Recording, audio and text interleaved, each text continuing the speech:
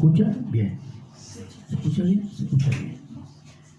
Hoy día vamos a hablar del milagro más, diríamos, más llamativo entre los varios que hizo el Señor Jesús.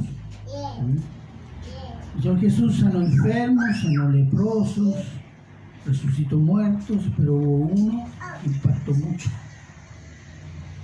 Dio de comer a 5.000 hombres, ¿no? Y eso produjo un gran impacto. Pero vamos a introducirnos, ¿cierto?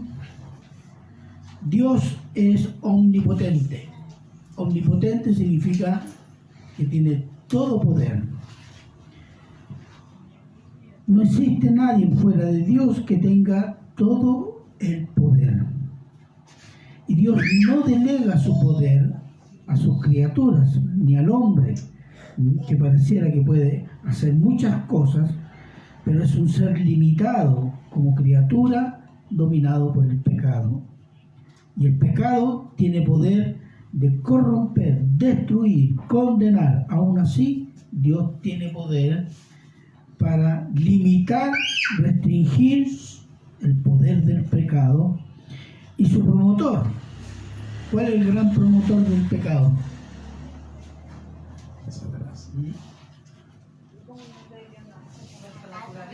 ¿Ah? El diablo, el agitador del pecado, ¿no? El diablo, la carne, el mundo. El ser humano no conoce la omnipotencia de Dios. Y cuando la ve, o algo de ello, no la reconoce. Y cuando la reconoce, la trata de utilizar para propósitos carnales. La única expresión genuina de la omnipotencia de Dios entre los hombres fue Cristo, la vida de Cristo y la obra de Cristo. Y sobre todo sus milagros, que demostraron que Cristo es Dios, que tiene poder sobre los demonios, sobre las enfermedades, sobre el pecado, sobre la muerte, sobre la naturaleza, sobre los elementos y alimentos, poder sobre el vino y ahora sobre el pan y los peces. El título de este sermón es una señal poderosa y masiva de que Jesús es Dios. Y vamos a estar en Juan 6, del 1 al 15, y vamos a orar. Padre bueno, eterno y misericordioso Dios, le damos gracias, Señor, por poder reunirnos a oír su palabra. Rogamos que usted, en su gracia, nos bendiga, Señor, por Cristo Jesús, en nuestro corazón, para recibirla y para ponerla por obra y para conocer, Señor, su gran misericordia y conocer también la obra y el carácter de Cristo. Gracias, Señor, por esta misericordia, se lo agradecemos en Cristo Jesús. Amén y amén. Veamos, Juan 6, 1, 2, vamos a leer. Después de esto, Jesús fue al otro lado del mar de Galilea, en el Tiberias, y le seguía gran multitud, porque veían las señales que hacía en los enfermos. El Señor en Galilea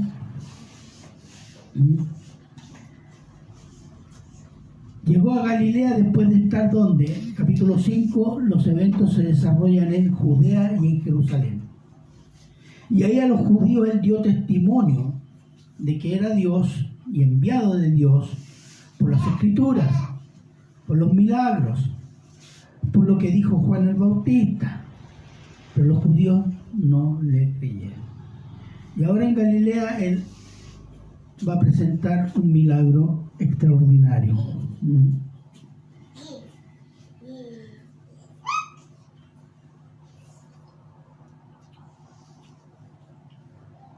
Ahora, déjeme encontrarme con el texto.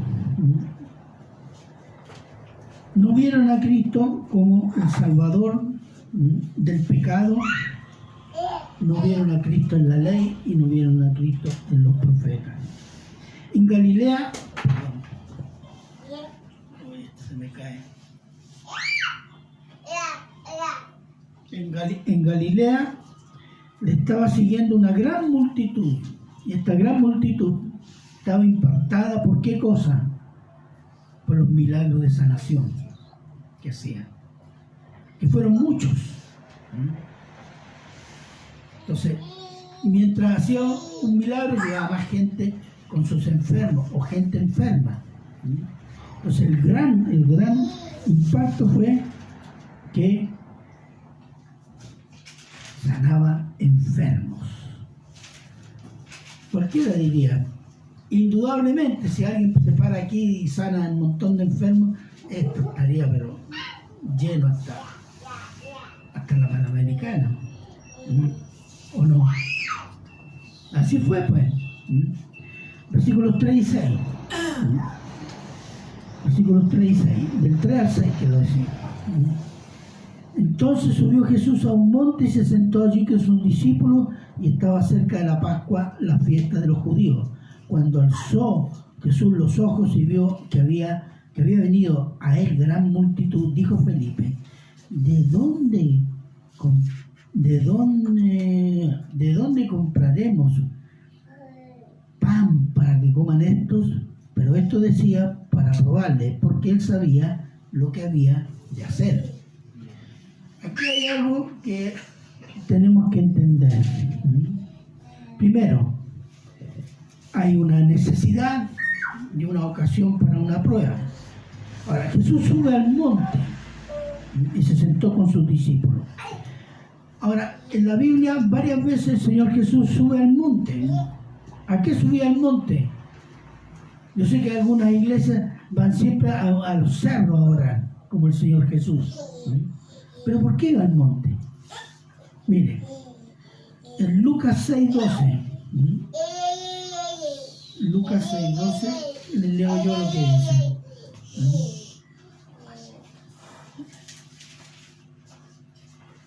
Lucas 6:12 dice, y en aquellos días él fue al monte a orar y pasó la noche orando a Dios.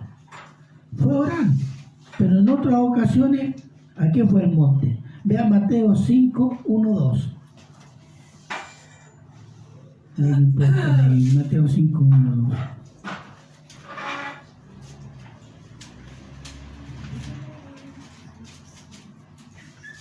¿Qué dice?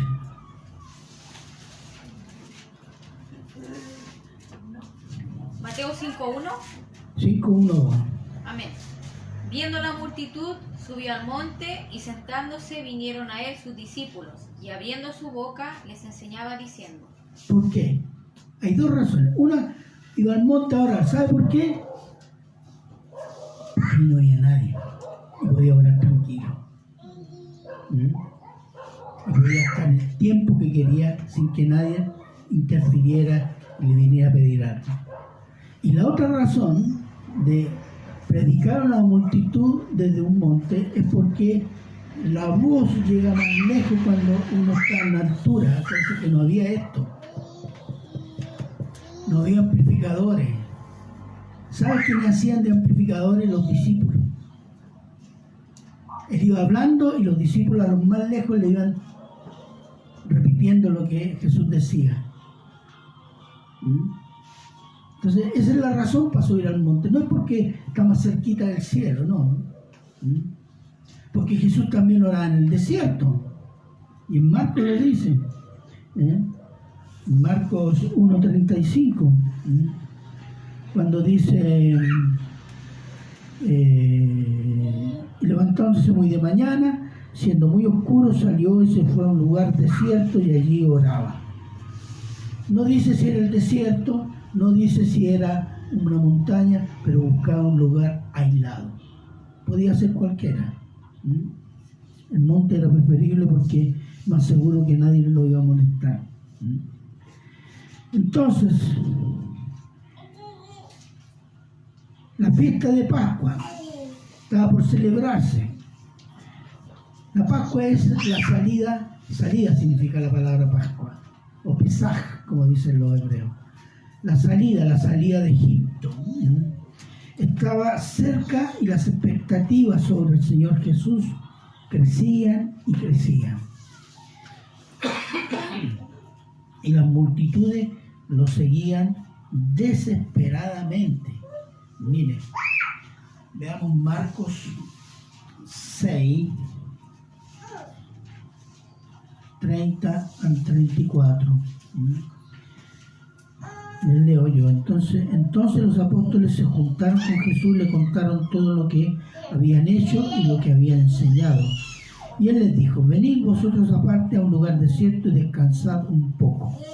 Porque eran muchos los que iban y venían, de manera que ni aún tenían tiempo para comer. Y se fueron solos en una barca a un lugar desierto. Pero muchos los vieron ir y le reconocieron, y muchos fueron allá a pie desde las ciudades y llegaron antes que ellos y se juntaron a él. Y salió Jesús y vio una gran multitud y tuvo compasión de ellos porque eran como ovejas que no tenían pastor, y comenzó a enseñarles muchas cosas. Mire, el Señor Jesús sabía que esta multitud, ¿qué es lo que buscaba? Sanación física. La gran mayoría buscaba eso, pero por compasión y viéndolos como ovejas sin pastor, es decir, abandonadas, como ovejas abandonadas, les enseñaba del reino y los sanaba. Esa es la compasión del Señor. Él sabía lo que pensaban. Ellos no estaban yendo a Jesús porque era Jesús el Salvador del pecado, no, por la sanación. Aún así el Señor tuvo compasión. Y por otro lado, era la ocasión para probar la fe de los discípulos, colocándolos en problemas.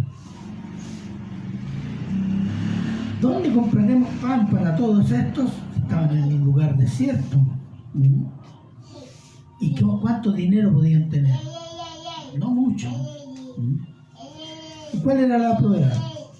La respuesta de fe de los discípulos en Cristo como Dios. Eso es lo que quería que ellos entendieran. Y quería que ellos entendieran cómo estaba su corazón respecto a Cristo, porque Cristo lo sabía.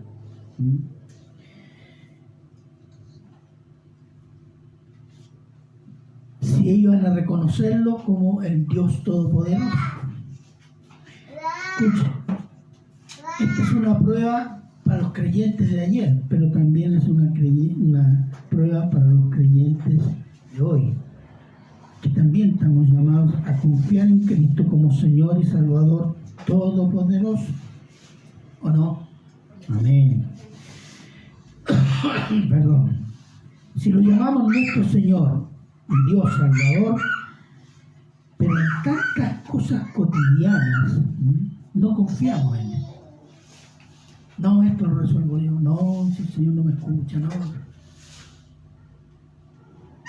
Como que ahí entramos el esfuerzo propio.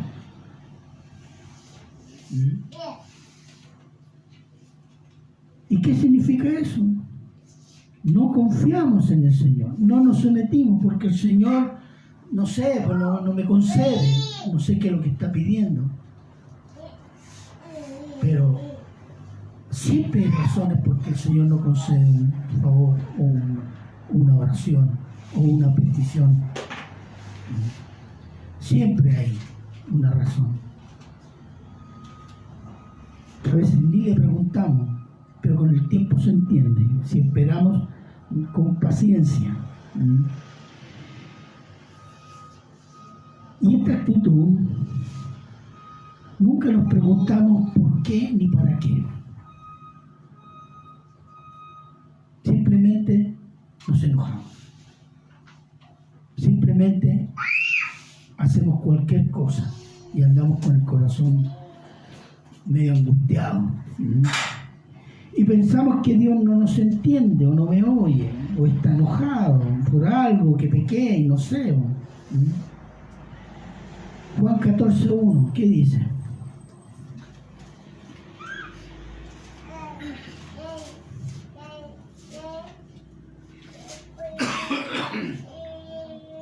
Amén. ¿Qué No dice? se turbe vuestro corazón.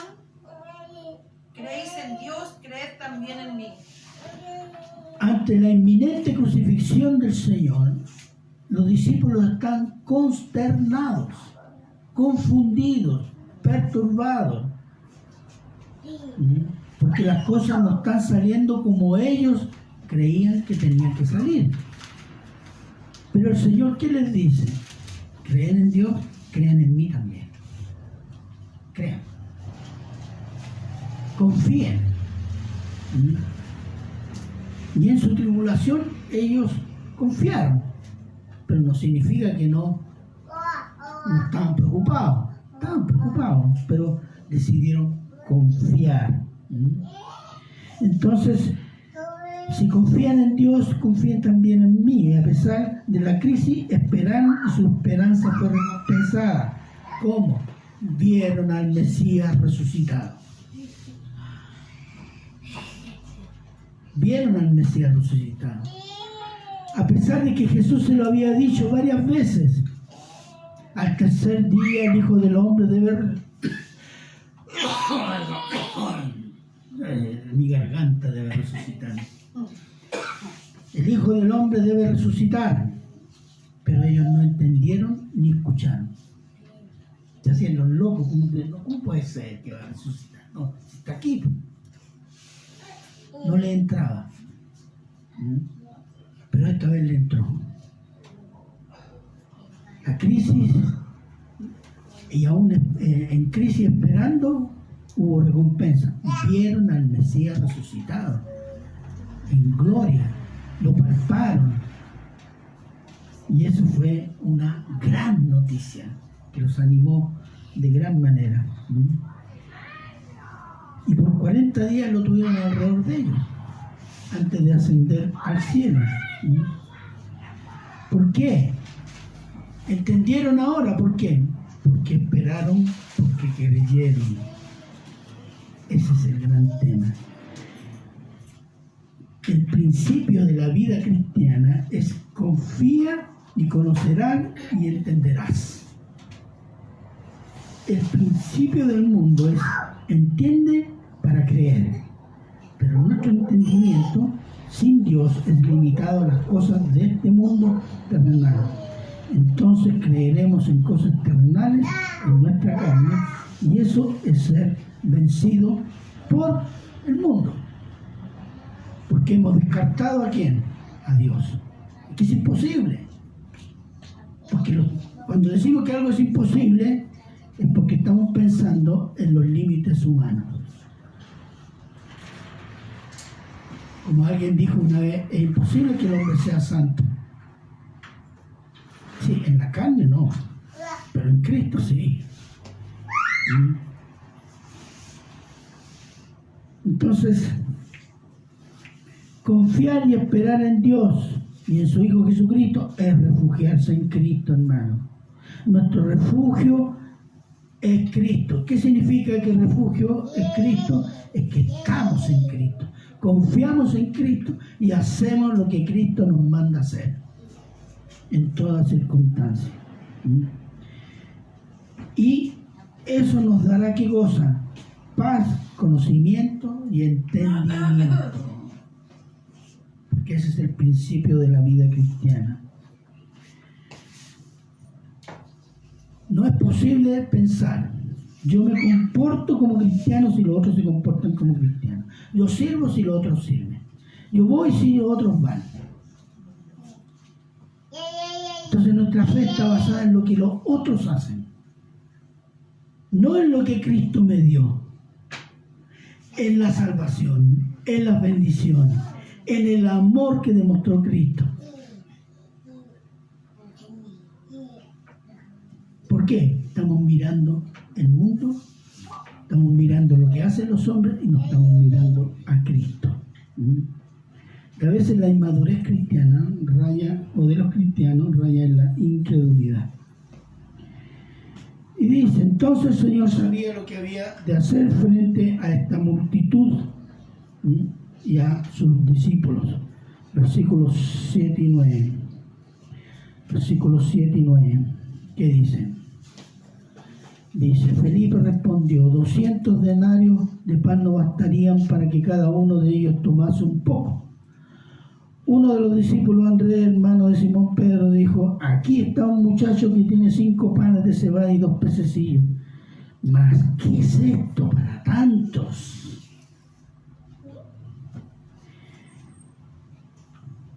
Fíjese, aquí tenemos a Felipe y a Andrés, que son discípulos antiguos. Fue en la lista de los primeros discípulos. Ellos, ¿qué miraron esta situación? ¿La miraron con qué? Con visión humana, recursos humanos, sin mirar a Cristo. ¿Qué es lo que habían visto de Cristo? Enormes milagros, ¿cierto? Sanado multitud de gente. Habían visto, muchos de ellos, los primeros vieron cómo convirtió el agua en vino. Pero ninguno de ellos le dijo, Señor, tú sabes, porque tú tienes todo poder. Ese es un acto de confianza y está reconociendo que Él es Dios.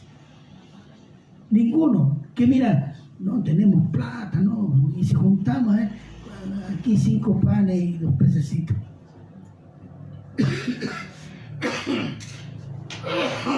Ay.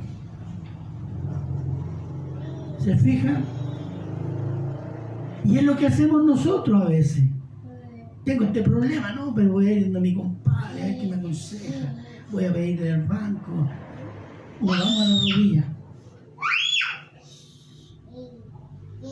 En eso somos exactamente igual que los discípulos. Y ellos habían presenciado todo lo que había hecho Cristo.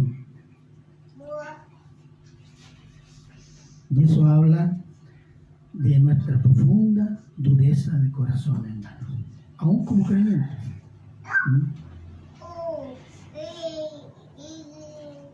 Entonces,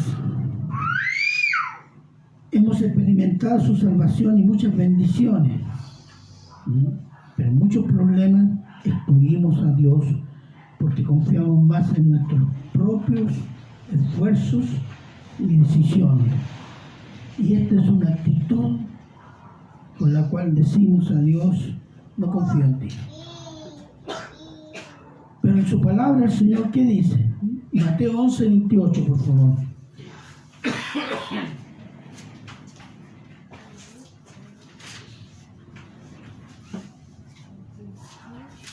Mateo 11, 28, ¿qué dice?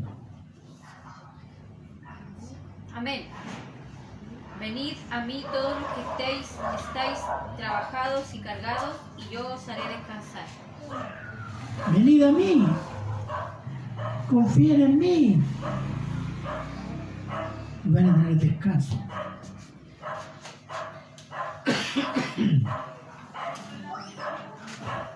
Ese es el llamado constante que hace el Señor Jesús a los creyentes. Confíen en mí. Como le dijo a los discípulos, creen en Dios, confíen en mí, confíen en mí, confíen en mí. Y conoceremos qué cosa. ¿No? Las bendiciones, el carácter y las bondades de nuestro Dios. Versículo 10 al 13. Voy versículo por versículo. Aquí está, en estos 3 versículos está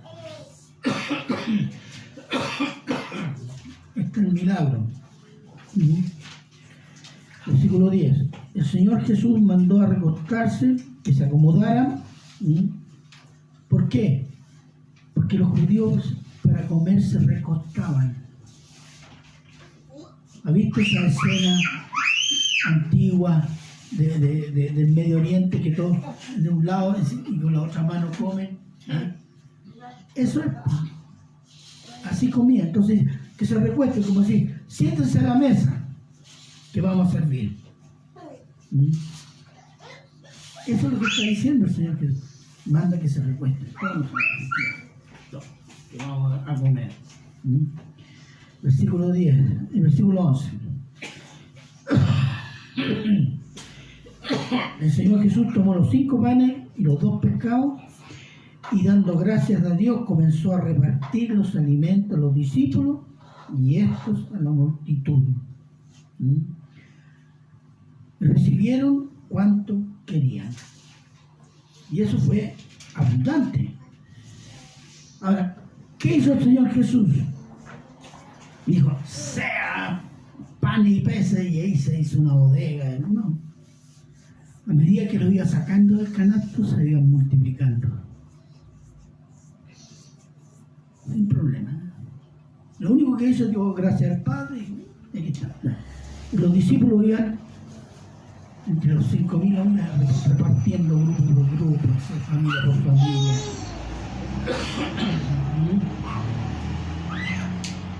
Es lo mismo que cuando convirtió el agua en vino. ¿Qué dijo el Señor Jesús? No dijo nada. Dijo cuando llénenlas de agua. Mientras las llenaban de agua, se iban convirtiendo en vino. Cuando terminaron, prueben. Estaba convertido en vino. ¿Y qué hizo? Hubo un aparataje y dijo, ¡ay, gloria a Dios! Y se convierte. Nada. No hubo música, aquí se convierte. Tampoco hablaron en lengua. En un modo muy sencillo. Y eso habla del poder de Dios. El poder de Dios. Versículo 12. Y una vez que se saciaron los 5.000 hombres y acompañantes posiblemente, el Señor mandó a recoger los pedazos para que no se pierda nada. Y aquí hay algo. El hecho de recibir en abundancia no nos da el derecho a desperdiciar. No. Sino que guardar para compartir con otros. Así como Dios nos comparte sus bendiciones espirituales y materiales por gracia. Por gracia debemos dar. Amén. Amén. Versículo 13. Llenaron 12 cestas. Las cestas eran unas canastas de viaje donde el viajero llevaba sus alimentos. No eran muy grandes, era una bolsa.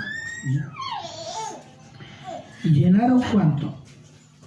12 cestas, con lo que sobró de todo lo que comieron, de los 5.000 que comieron de los 5 panes y los 2 peces. ¿Y para quién iban a estos 12 cestas? Para los discípulos. Porque los discípulos se dedicaron ¿a qué? A repartir. Ellos no se dedicaron a comer. Ellos recibían y repartían, iban y venían y trabajaron durante todo ese periodo, ese momento. Pero no comieron. Pero el Señor les guardó una cesta a cada uno, que tenía para ese día y para el próximo día. Amén. Generoso nuestro Señor. Entonces, todo fue hecho en orden, sin tumultos, sin gritos, sin música, sino que en modo muy sencillo. El Señor producía panes y peces y los discípulos repartían y la gente se saciaba. Ahora, este es el segundo milagro relacionado con alimentos. El primero fue el vino. En todo lo que es el Medio Oriente y el Mediterráneo en Europa, el vino es considerado alimento. Más en ese periodo que no había agua potable. El vino se usaba para muchas situaciones, incluso como remedio.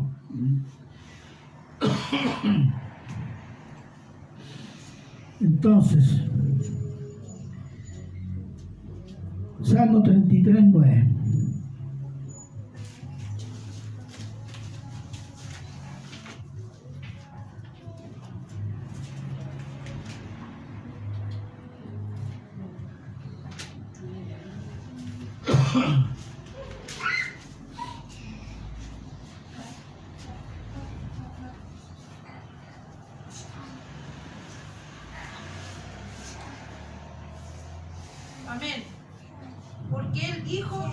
hecho. Él mandó y existió.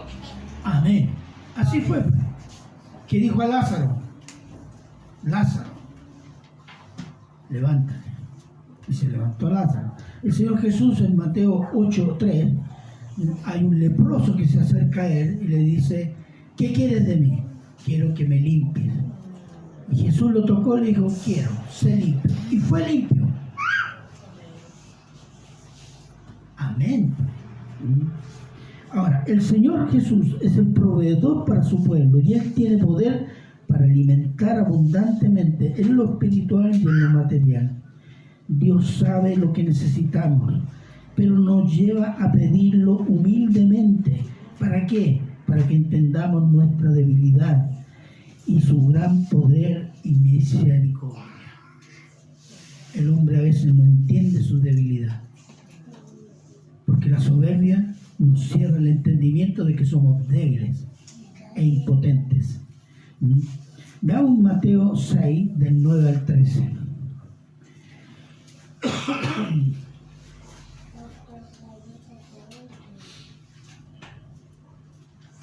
Mateo 6, del 9 al 13. Ahí está el Padre Nuestro, fíjense en algunos detalles.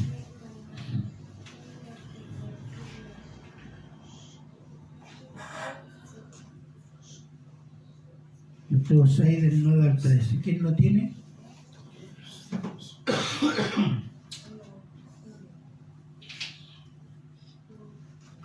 Amén. Vosotros pues oraréis así: Padre nuestro que estás en los cielos, santificado sea tu nombre. Venga tu reino, hágase tu voluntad como en el cielo, así también en la tierra. El pan nuestro de cada día, dánoslos hoy, y perdónanos nuestras deudas, como también nosotros perdonamos a nuestros deudores. Y no nos metas en tentación, mas líbranos del mal, porque tuyo es el reino y el poder y la gloria por todos los siglos. Amén. Amén. Fíjense, hay tres peticiones de Dios: santificación, reino, y no me acuerdo la otra. Pero hay tres peticiones del hombre: pan, alimento para el cuerpo. Después está el perdón y después está la protección. ¿Se fija?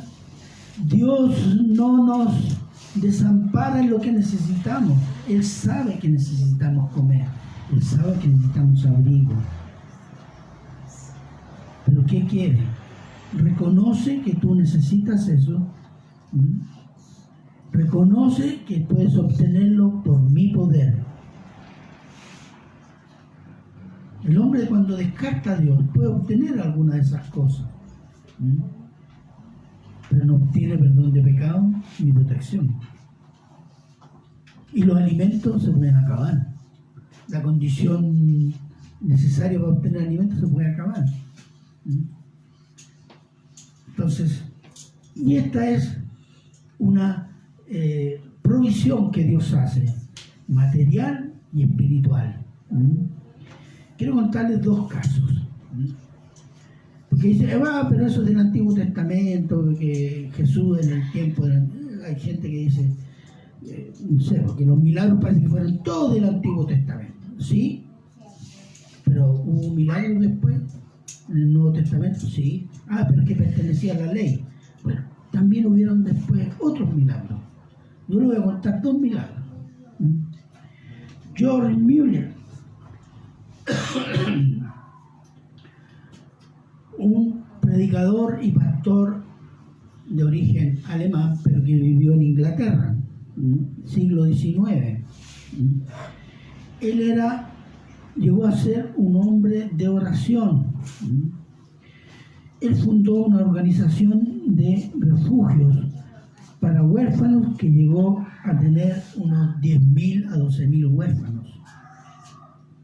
Y creó escuelas para niños huérfanos que ofrecían educación cristiana. Eran educados con la Biblia a más de 120.000 niños. Estamos hablando de la Inglaterra del siglo XIX. Hoy en Inglaterra son 60, 80 millones de habitantes. en el siglo XIX eran menos de la mitad de lo que son hoy. Y estos refugios y escuelas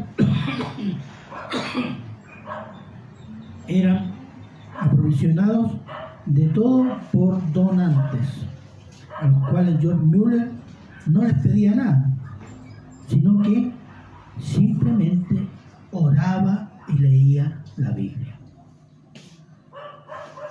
Este hombre decidió en un cierto momento que no iba a pedir nada a los hombres, solo se iba a dirigir al Señor.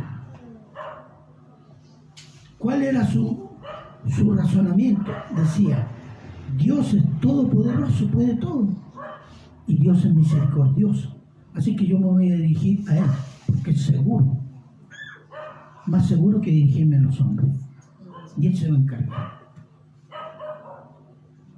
Él murió en 1998 y nunca faltó alimento, ropa, instrumentos de estudio para todos esos huérfanos en Inglaterra. Tanto así que un día, en uno de los refugios, estaba él con su esposa y no había leche. John Mueller se fue a orar, llegó donde los niños, les dijo, niños, siéntense a la mesa y vamos a orar al Señor porque vamos a tomar un rico desayuno. Cuando están orando, viene un empleado y le dice, aquí hay un lechero.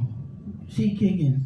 Y el lechero dijo, mire señor, tengo una carga de cientos de litros de leche y se me averió el carro.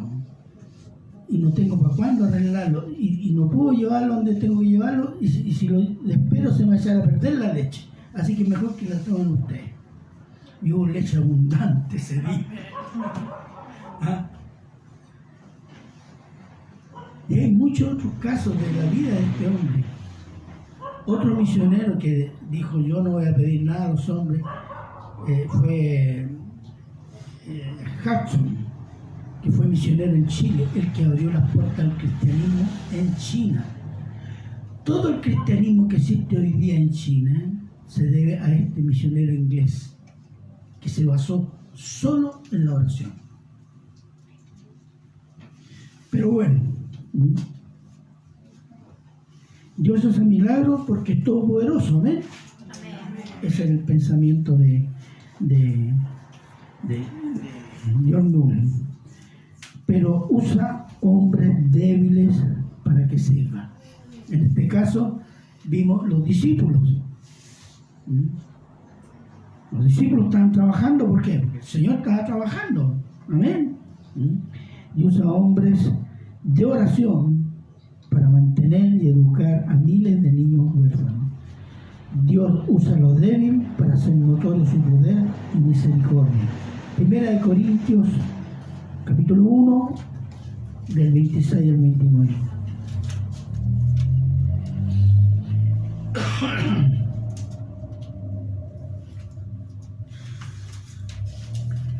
Primera de Corintios, capítulo 1, del 26 al 29.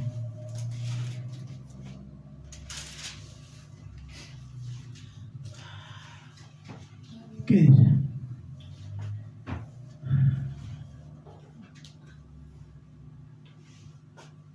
Anímense. Pues mirad, hermanos, vuestra vocación, que no sois muchos sabios según la carne, ni muchos poderosos, ni muchos nobles, sino que lo necio del mundo escogió Dios para avergonzar a los sabios, y lo débil del mundo escogió Dios para avergonzar a los fuertes. Y lo vil del mundo y lo menospreciado escogió Dios, y lo que no es para deshacer lo que es, a fin de que nadie se jacte en su presencia. Exactamente. Pero cuando esos débiles para la sociedad, esos impotentes, esos que no tienen poder, confían en Dios y en su Hijo Jesucristo y son fieles de corazón, Dios se glorifica ante un mundo incrédulo y altanero y exalta a estos hijos de Dios. El caso de John Müller es un caso extraordinario porque demostró una presencia del poder de Dios en el siglo XIX, en la Inglaterra industrializada, cómo estaba obrando Dios. Y para eso usó un hombre que dedicó su vida a la oración y a la palabra de Dios. Imagínense si varios hicieran eso, ¿cómo estaría este mundo?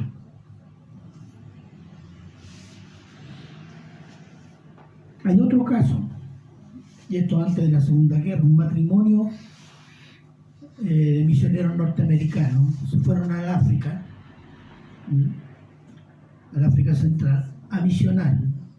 En esos años, ir de misiones en África todavía era, no, había partes que mejor no meterse.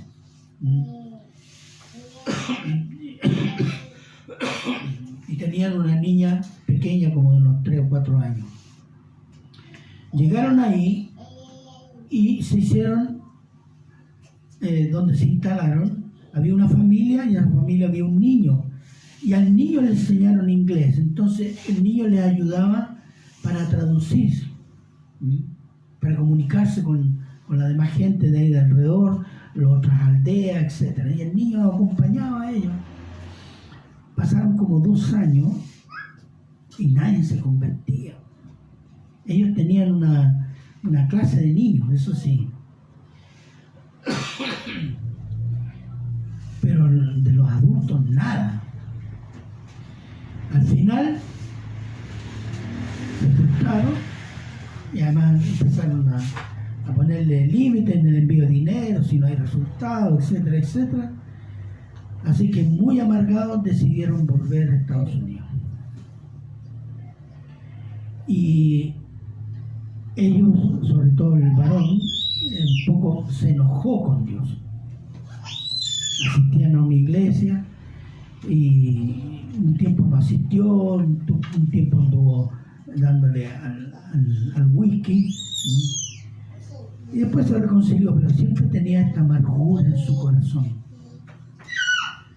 Y pasaron los años y hubo un convenio, una reunión, un convenio grande de iglesias africanas donde fueron invitadas varias iglesias norteamericanas que habían tenido misioneros en África. Y fue la hija del matrimonio, que ya era una mujer adulta. Y cuando llega, le presentan al encargado, al hombre que era el coordinador de toda esa iglesia, y ese coordinador era el niño que los misioneros habían educado en inglés y les traducía. Cuando el matrimonio se fue, le dejaron toda la literatura a este niño se dedicó a leerla por años. Y cuando era adolescente se puso a predicar. Y plantó iglesias. La mayoría de las iglesias que estaban ahí la había plantado él. Entonces a veces, ¿qué pensamos? ¿Que nuestro trabajo es inútil? No. A pesar de que ellos lo hicieron y después se frustraron. Pero el Señor tomó ese fruto y lo hizo crecer. ¿En quién? En un niño que predicó, plantó el evangelio y ya como un hombre era un líder espiritual. No sabemos lo que va a hacer el Señor con nuestros niños. No sabemos ni siquiera lo que va a hacer el Señor este otro año con alguno de nosotros, hermanos.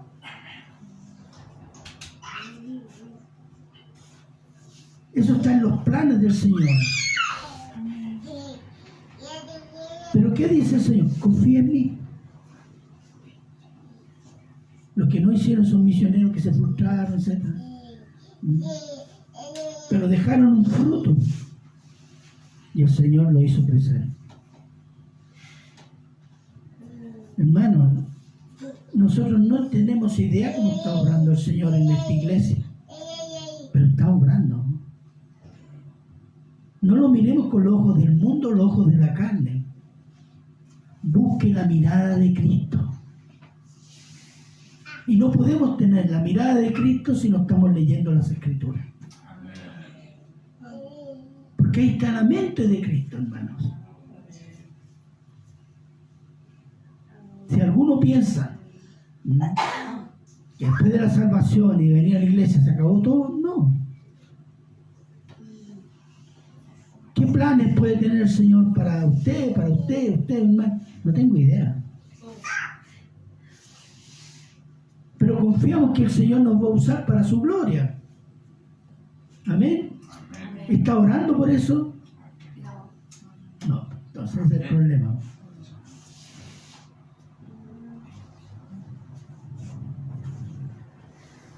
Hebreos 6:10.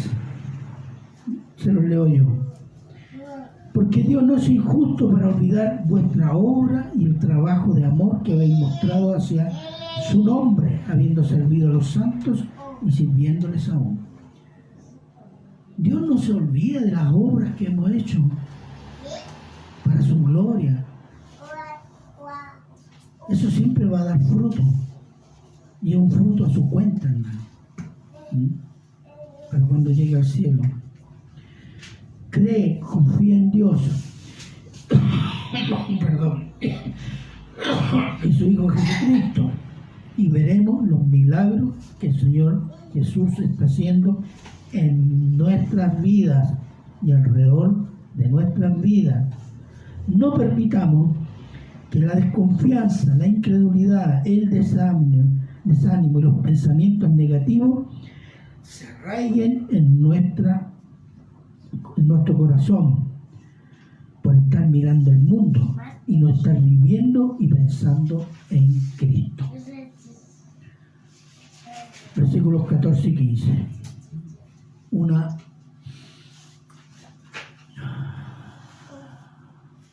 rey a medida humana. La multitud cuando vio el milagro de la sanación, pero después vio el pan, ¿qué vieron? ¿De qué se acordaron? ¿Quién otro dio a Israel alimento en el desierto? Moisés. ¿Y qué dijeron? ¡Ah! Este es. Si este es como Moisés, entonces esta es la profecía, que el que había de venir, el profeta que iba a venir al mundo. Este es. ¿Y qué hizo el Señor Jesús? Se arrancó. ¿Por qué? El Señor Jesús vino al mundo a salvar hombres del pecado en los términos de Dios y no en los términos de los hombres. Porque los hombres quieren un Cristo, que haya justicia social, que provee en abundancia de comodidades, riquezas, salud, tal cual como esos 5.000. Porque esos 5.000 pensaban, si este sana, si este nos da de comer de 5 panes, este va a echar a los romanos. ¿Qué estaban pensando? ¿En el pecado? ¿En arrepentir? No. ¿Y quien tiene un Cristo falso está pensando en arrepentirse, en la santidad? No. En que Dios me bendiga, que me dé esto, que me dé otro, y llenario de bendiciones por todos lados.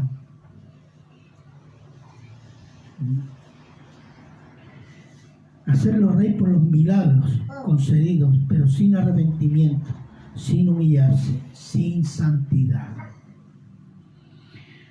Un Cristo hecho a la imagen y semejanza de hombres caídos, pero Cristo es Dios hecho hombre para revelar el carácter y la voluntad de Dios. La salvación y el reino son en los términos de Dios y no en los términos del hombre.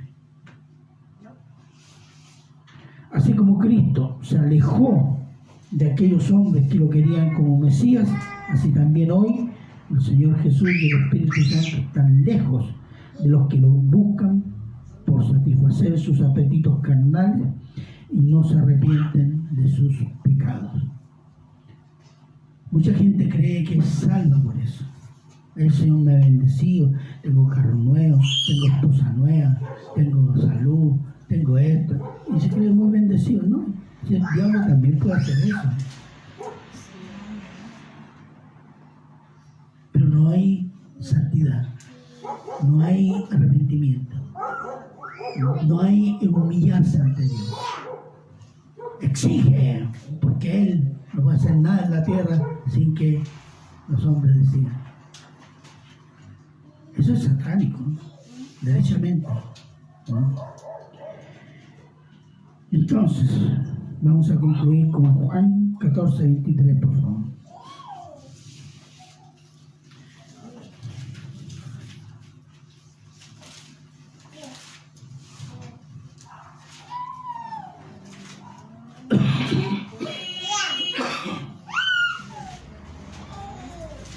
Juan 14:23. ¿Qué dice?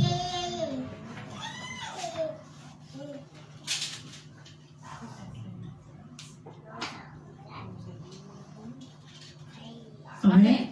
Respondió Jesús y le dijo: el que me ama, mi palabra guardará, y mi Padre le amará, y vendremos a él y haremos morada con él. Ese es el punto. El que ama a Jesús, la demostración del amor, ¿cuál es? Amar su palabra, obedecer su palabra, guardar su palabra. Y ahí va a haber bendición. Ahí conocerás a Dios. Entenderás. Esa es la máxima virtud. Y lo está diciendo en ese versículo. Para que nos llame en la atención. Amén. Oremos, hermanos. Padre eterno y misericordioso Señor,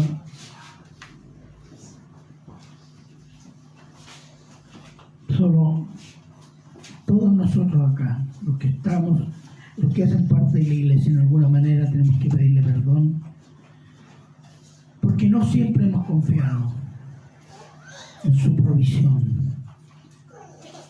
El Señor Jesús prometió: yo estaré con ustedes todos los días hasta el fin de los tiempos. Y a veces negamos esa palabra cuando comenzamos a confiar en nuestras fuerzas, en nuestros pensamientos. Buscamos ayuda terrenal y no nos inclinamos primero a usted, Señor. Padre eterno, en nombre de Jesús le pedimos perdón. Perdón porque no hemos glorificado su nombre. Bendíganos, Señor, con el don del arrepentimiento.